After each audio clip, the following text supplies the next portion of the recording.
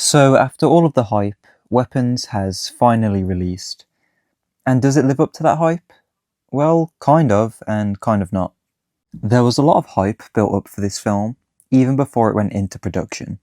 When Zach Cregger submitted the script, it started a bidding war, which resulted in Warner Bros. New Line Cinema securing the rights after offering $38 million to cover all the costs, including the salaries, which resulted in Cregger being paid $10 million. All I can say is fair play, man. That's well deserved. It's clear he's very talented if studios are willing to bid like crazy for his script. Jordan Peele even fired his manager when he failed to secure the rights, which is just a petty move from a grown man, if I'm going to be honest. And I am glad he never got the rights, as I still believe Get Out is his only good film. And I don't think he would have made a good film with Cregger's script. Anyway, a lot of people were excited after hearing this news of the bidding war, and then the trailers got people more excited, and so did the reviews, as it was getting perfect scores. However, I do think it is a little overhyped. And no, I'm not just being one of those guys who's hating on something that's popular, as I didn't hate the film. In fact, I did like it and enjoy it, but for me, I was a little disappointed by a few things. I think most people know the basic synopsis for this film. At 2:17 a.m., a whole class of kids, except for one, randomly run out of their houses, never to be seen again. Their parents then start blaming their teacher, played by Julia Garner, who decides to look into the disappearance herself, which then leads into a greater discovery, which I will talk about later. For now, I want to talk about what I liked in the film, and that is the filmmaking as a whole. The film is very well made, from the directing, editing, sound, performances, writing, and cinematography. Everything is so well done, and it's impressive as it's only Zach Cregger's second horror film. I think Cregger has already proven to be a really good writer with Barbarian, as he's able to create really natural sounding conversations between the characters, which makes them actually feel like human beings. He's also really good at keeping the audience guessing, as you never really know what's going to happen next. This was one of my favourite things about Barbarian, and it's the same with Weapons. He's able to write original and unpredictable films, which is what we need. As for the cinematography, I was loving it. The film doesn't have that modern, overly clean look that a lot of films have now, and every shot also has a lot going on in it, in terms of the mise-en-scène, so it makes it feel like a lived-in world. I just really love when a lot of thought and care is put into the production design of the film. There's also a lot of tracking shots that I thought were great in the film, such as at the end there's a chase scene involving the missing kids, and the camera is following one of them as they're running through a house and bursting through windows. It's done so smoothly, and when they break through the windows, it feels so visceral, it just creates a really cool scene.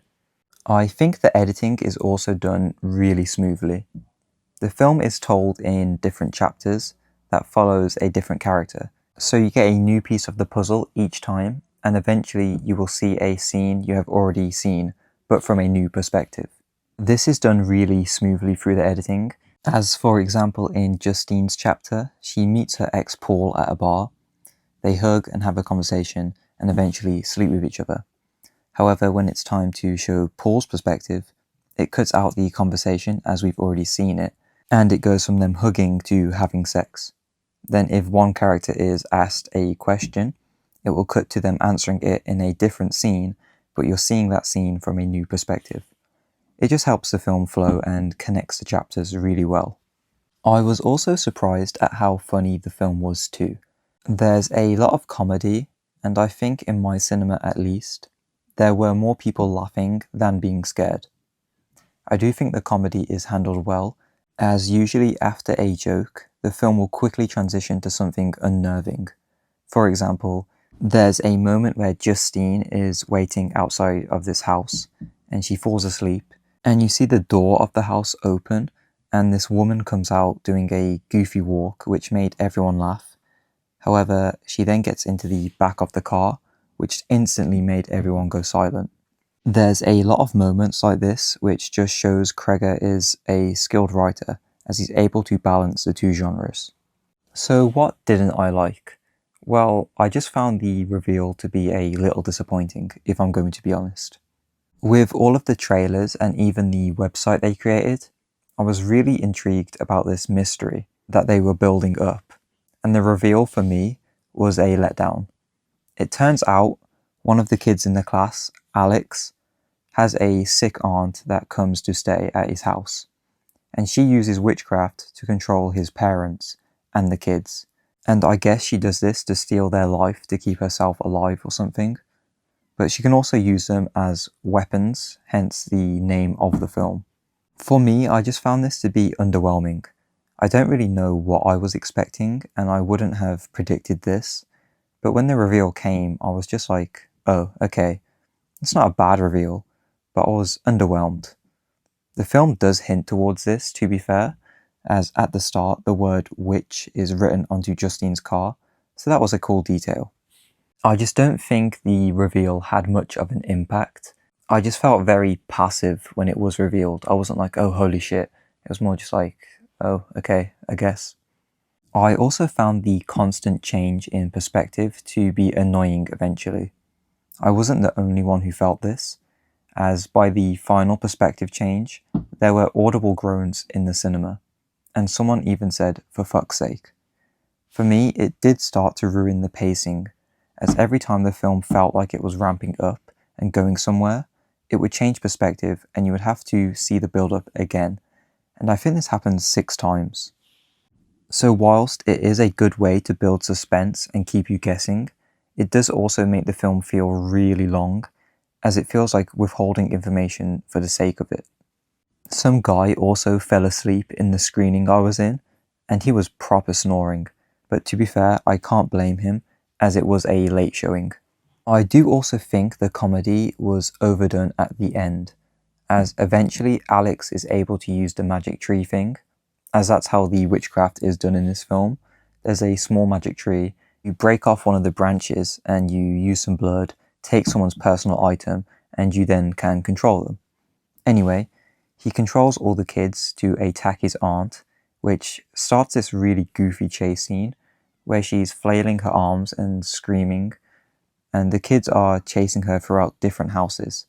It then repeats the same joke like 3 times, where you will see someone like mowing their lawn, and the aunt will run past, followed by an army of children, and then the person mowing their lawn will be like, well, that's weird. It just felt like something you would see in Looney Tunes or Scooby-Doo, and I do think it ruined the ending. For me, this felt really slapstick and just out of place.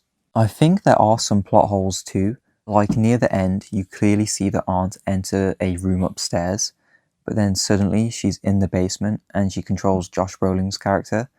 Like, there's no way she could have got down there without someone noticing her. It was just a rare moment of lazy writing, and it felt like it was there for a cheap jump scare and a reason to control Josh Brolin's character. The aunt also gets a piece of Justine's hair earlier on in the film, so she could have just controlled her and stopped her investigating, but instead she uses it to send someone else after her to kill her. I also found the way that Josh Brolin discovers where the kids are to be really stupid, because like, he looks at his Ring doorbell footage and then draws a line on a map where his kid was running, and then he looks at another parent's footage and draws a line where that kid was running, and then him and Justine look at the map and they're like, oh, it's this house. But like, the kids have been missing for a whole month. You could have done this a lot sooner, and I'm sure the police would have also done something like this. It just felt really stupid. There's not a lot of plot holes, but I still did question them. So, do I think it's a horror masterpiece or the best horror film of the year? I'm going to have to say no to that one. It's still a good film, and I did enjoy it, but unfortunately, I'm just not on the masterpiece hype train at the moment, and I know I'm in the minority for that. I do still think it's one of the better films from this year, and it's great to see a horror film getting so much love, especially one that's so original. It's nice to see a film as original as this in the era of sequels, prequels, and remakes. I'm also looking forward to seeing Kreger's future work, as he's set to direct the Resident Evil reboot next year, so we might finally get a good Resident Evil film. Overall, I'd give Weapons like a 7 or 7.5 out of 10. I did enjoy it, it's a very well made film. I just found some of the things to be underwhelming. And for me, I personally think Barbarian is the better film from his filmography, but I'd still recommend checking the film out. And if you've already seen it, let me know what you thought about it in the comments. And as usual, thanks for watching, fellas.